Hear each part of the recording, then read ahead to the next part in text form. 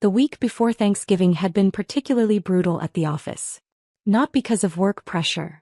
Running Meridian Solutions, the largest business consulting firm on the West Coast, came naturally after 12 years of building it from nothing. The stress came from knowing I'd have to sit through another family dinner where everyone discussed my failure to launch, while I carved turkey and pretended their opinions mattered. My assistant Jessica had tried to convince me to skip it entirely. "Ms. Thompson, you're closing the Morrison Industries deal next week. That's a $300 million restructuring contract. You don't need to subject yourself to this." But family was family, even when they thought you were a glorified coffee fetcher who'd never advanced beyond answering phones and scheduling meetings. The misconception had started 8 years ago, back when I was genuinely working as an executive assistant while building Meridian on nights and weekends. I'd taken the secretary job at Henderson and Associates specifically to learn how major consulting firms operated from the inside, how they pitched clients, managed projects, structured deals. Most MBA programs teach you theory. I wanted to understand the real mechanics of high-stakes business consulting. When family asked about work during those early days, I'd say I was working in business consulting or helping companies with organizational restructuring. Somehow this translated into "Sarah is a secretary," and once that narrative solidified, it became impossible to correct without seeming delusional. The first time I tried to explain that I'd started my own firm, Uncle Mike had chuckled and said, "That's great, honey. It's good to have goals." When I'd mentioned landing my first major client, a $50,000 contract to streamline a manufacturing company's operations, Dad had nodded approvingly and said, "See? All that experience answering phones is paying off. Maybe you can work your way up to office manager." Eventually I stopped trying to correct them. It was easier to let them maintain their delusions than to deal with their skepticism. And honestly, there was something darkly amusing about listening to them debate my career prospects while I was quietly building a consulting empire that would eventually employ half the business graduates they held up as success stories. But this Thanksgiving felt different. Maybe it was because Meridian had just been named Consulting Firm of the Year by Business Week. Maybe it was because we'd grown to 2,400 employees across 15 offices. Or maybe it was because I'd finally gotten tired of being treated like the family charity case at 30 years old. The dinner was being held at my parents' house in Bellevue, the same 4-bedroom colonial where I'd grown up, where family photos still showed me in my high school cap and gown next to my brother David's Harvard MBA and my sister Jennifer's medical degree. I arrived precisely at 3 p.m., carrying the green bean casserole I'd been assigned to bring. Mom greeted me at the door with her usual mixture of love and pity. "Sarah. Oh honey, you look tired. Are you getting enough sleep? I worry about you working such long hours for so little pay." "I'm fine, Mom. The casserole's still warm." "Wonderful. Everyone's already here. David flew in from New York and Jennifer drove up from Portland. They've been telling us about their latest promotions." Of course they had. David was a vice president at Goldman Sachs now. Jennifer had just been named head of cardiology at her hospital. Meanwhile, their sister Sarah was still answering phones and making coffee at some small consulting firm no one had heard of. The living room was full of the usual suspects. Dad was holding court from his recliner. Uncle Mike and Aunt Linda were on the couch with their twin boys, my cousins who were both fresh out of college and already making more money than their secretary aunt apparently ever would.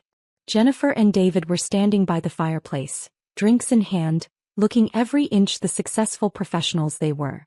"There she is," Dad announced as I entered. "Our little secretary.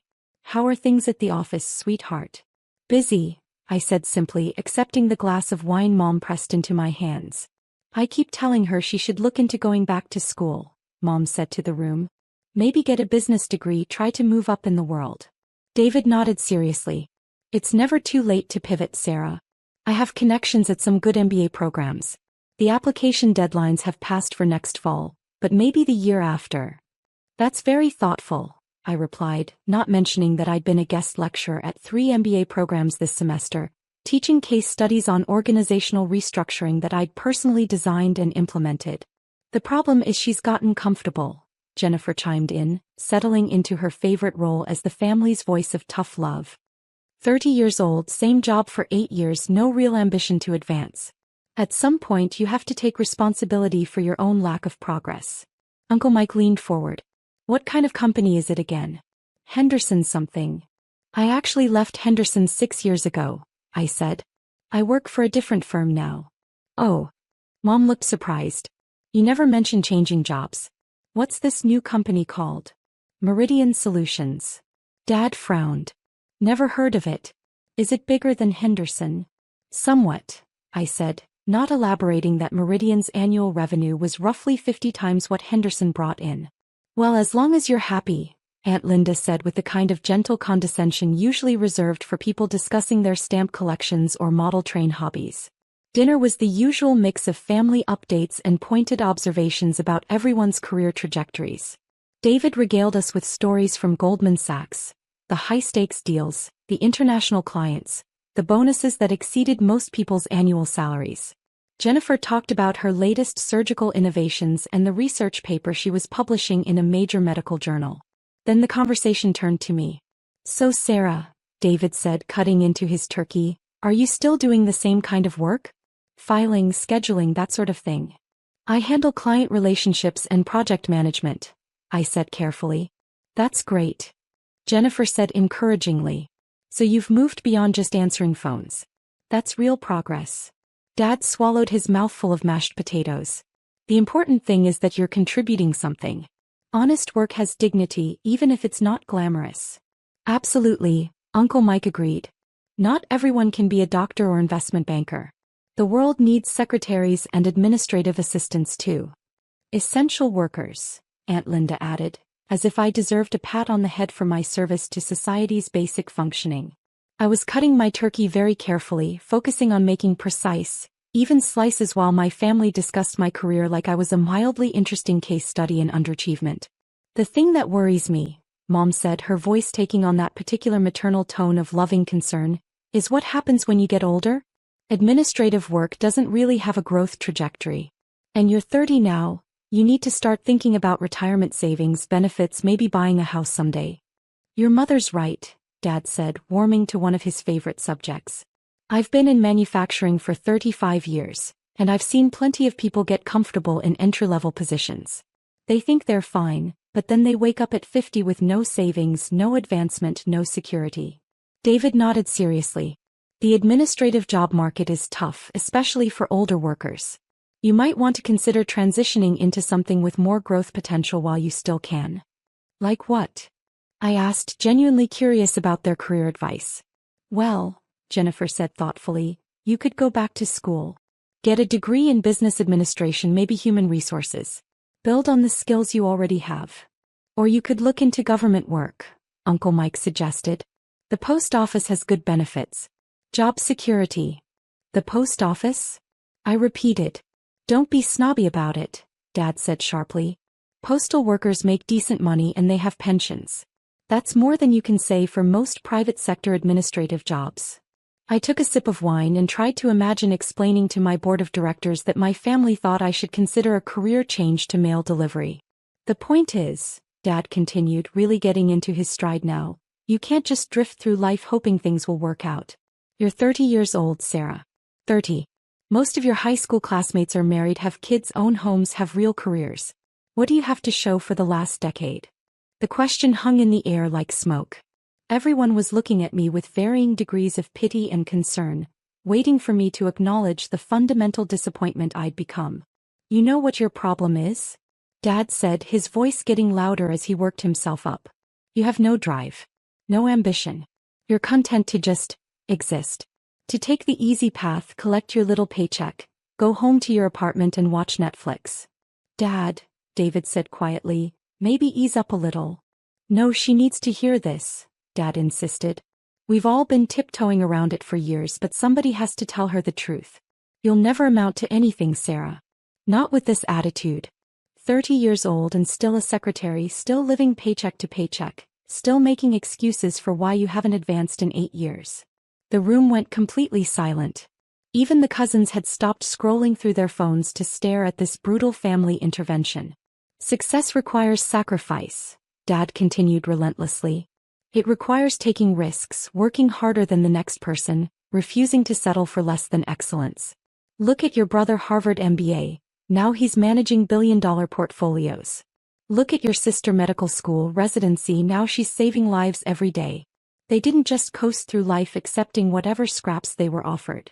I set down my fork and looked around the table at my family. These people who loved me enough to invite me to Thanksgiving dinner but thought so little of my capabilities that they genuinely believed I'd spent 30 years accomplishing essentially nothing. But you. Dad shook his head sadly. You took the first easy job you could find and never tried to do better. You'll never amount to anything because you don't want to amount to anything.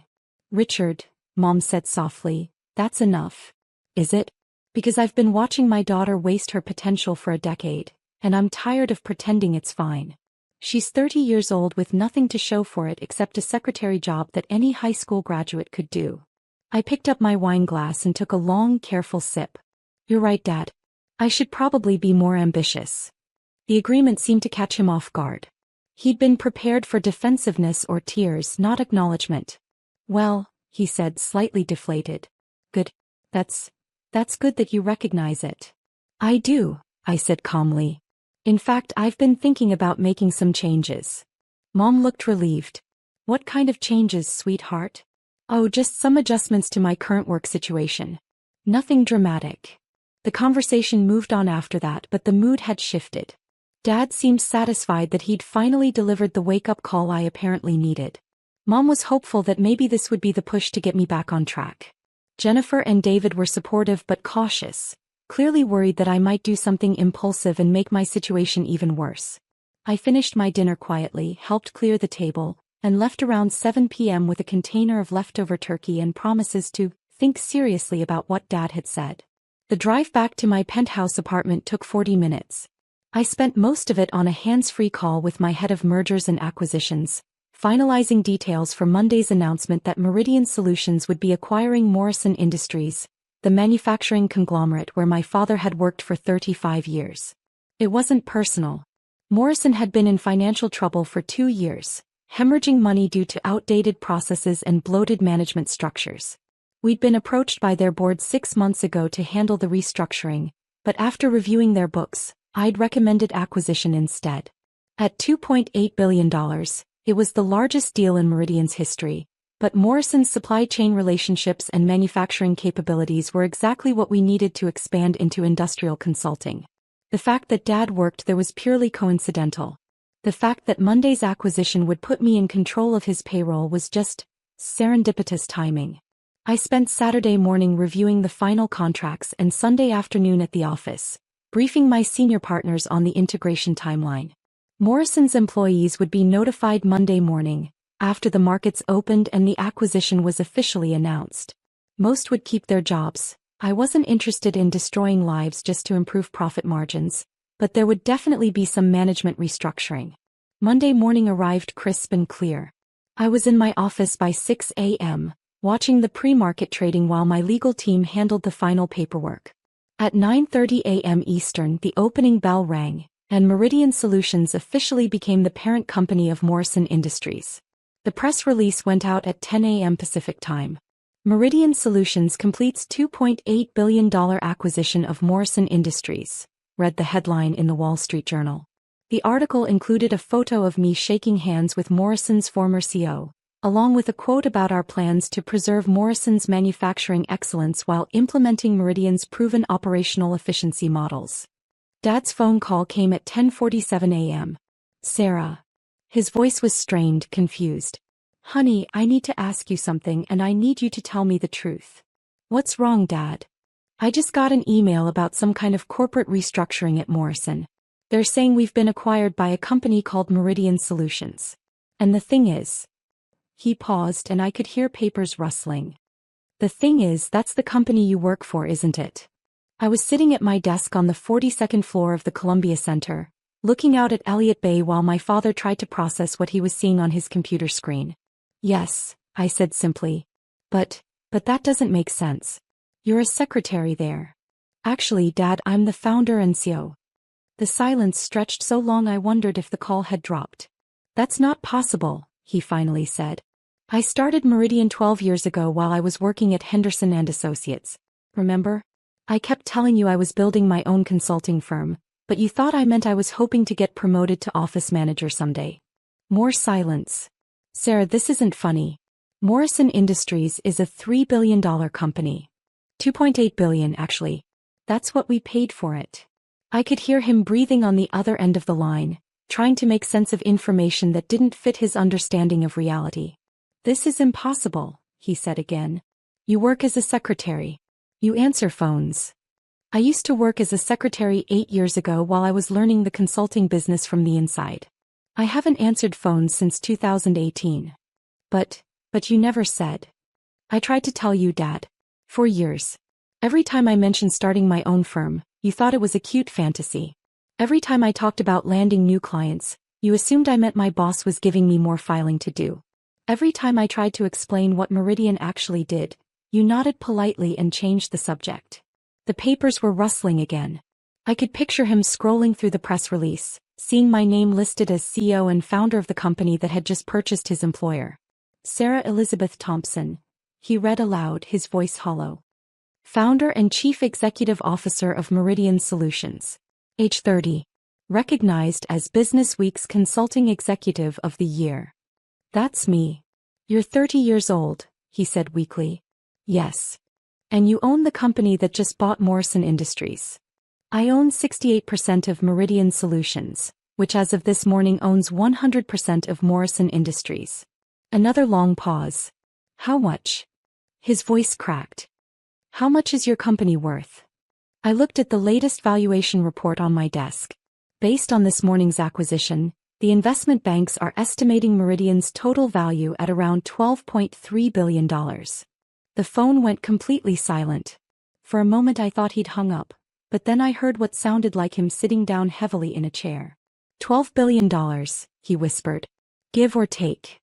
You're worth $12 billion? Well, 68% of 12 billion, so closer to 8 billion personally. Though most of that is tied up in company equity, not liquid assets. I heard Mom's voice in the background asking what was wrong. Dad's voice was muffled as he explained to her that our secretary daughter had apparently just bought his company.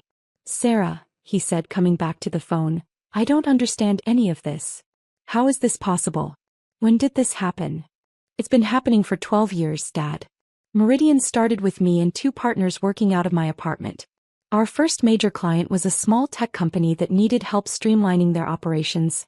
I charged them $50,000 for 6 months of work. We used that money to rent a real office and hire our first employees.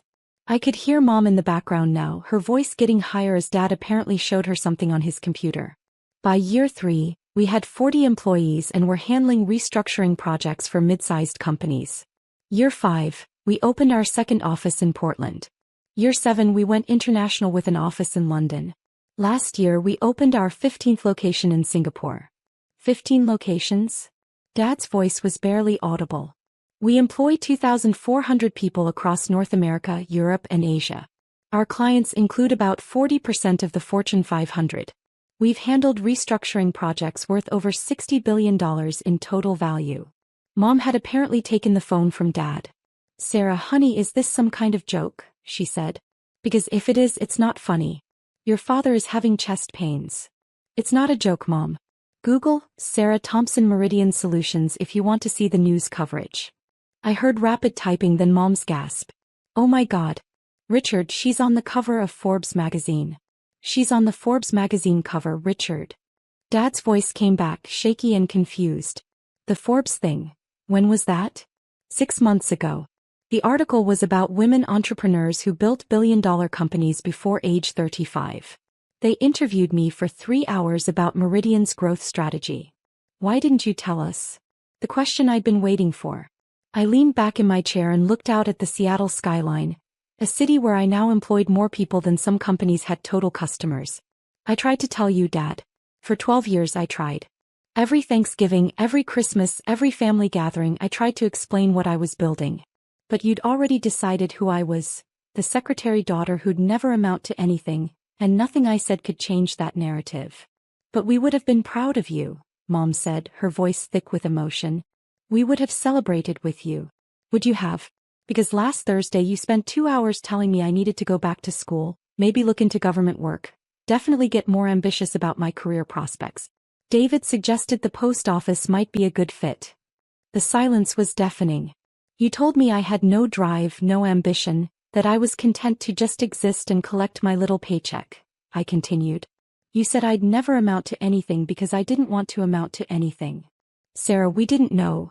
You didn't know because you never asked. Not once in 12 years did anyone in this family ask me a direct question about what my actual job responsibilities were. You assumed I was answering phones because that fit your expectations and you never looked deeper. I could hear Dad crying in the background now. Mom's voice was shaky when she spoke again. What does this mean for Morrison? For your father's job? Dad's job is safe. Everyone's job is safe, actually. We're not planning any layoffs. Morrison's problems are structural and process-related, not personnel-related. We'll be implementing new systems and providing additional training, but we need experienced people to help with the transition. And your father, he'll be working for you now? I considered this. Dad was a quality control supervisor, good at his job, well respected by his team. He was also about to discover that his 30-year-old secretary daughter was now his ultimate boss. Technically, he works for Morrison Industries, which is now a wholly owned subsidiary of Meridian Solutions. I don't get involved in day-to-day personnel decisions at our acquired companies. But you could fire him if you wanted to. I could fire anyone I wanted to, Mom. I could shut down the entire company if I felt like it. That's what ownership means. The weight of this seemed to be settling in. Their secretary daughter, the family disappointment, the one who'd never amount to anything, now controlled the livelihood of not just Dad, but his 3,400 co-workers. Sarah, Dad's voice came back, stronger now but still shaky. I owe you an apology. A big one. You owe me 12 years of apologies, Dad. You're right. God, you're absolutely right. We've all been so wrong about you. So completely wrong. Yes, you have. Can you forgive us? Can you forgive me for what I said on Thursday? I thought about this question while watching a container ship navigate through Elliott Bay 42 floors below. In a few hours, I'd be in a board meeting discussing our expansion into South American markets. Tomorrow, I was flying to London to personally oversee the opening of our newest European office. Next week, I'd be testifying before a Senate committee about international trade policies that could affect our clients' global operations. But right now, I was just a daughter whose family had finally realized they'd been wrong about her for over a decade. I forgive you, Dad. But things are going to be different now. Different how? Well, for starters, no more career advice. I think I've got that area pretty well handled. I heard him laugh, a shaky, emotional sound that might have been part sob. And no more assumptions about what I do for work. If you want to know something about my life, ask me directly. Don't fill in the blanks with whatever fits your expectations. Hey, yes. Absolutely. And Dad? When we're together as a family, I'm still just Sarah. I'm still your daughter. The business stuff stays separate unless you specifically want to know about it. I do want to know about it, he said quickly. All of it. Everything we missed. I smiled, looking at the framed photo on my desk, a picture of me at 8 years old, wearing a business suit for career day at school, holding a sign that said Future C. Well, I said, we've got plenty of time to catch up. Starting with this weekend's family dinner. Jennifer and David are going to be very surprised to learn what their secretary sister has been up to. Sarah, Mom said softly, we love you. We've always loved you. We didn't understand. I know, Mom. And I love you too.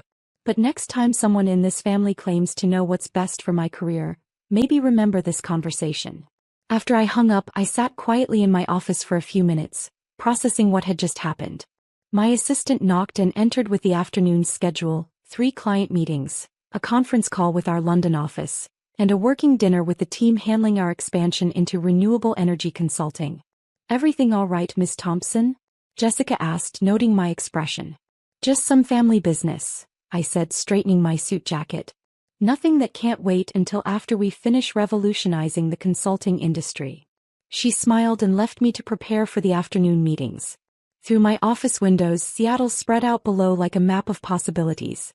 Somewhere out there, my father was probably still staring at his computer screen, trying to reconcile 30 years of assumptions with the reality that his secretary daughter now owned his company.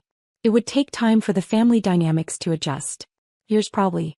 But for the first time in over a decade, I wouldn't have to sit through Thanksgiving dinner listening to career advice from people who thought I needed help finding a job with better benefits. Sometimes the best revenge really is massive success. Even when it takes your family 12 years to notice you achieved it.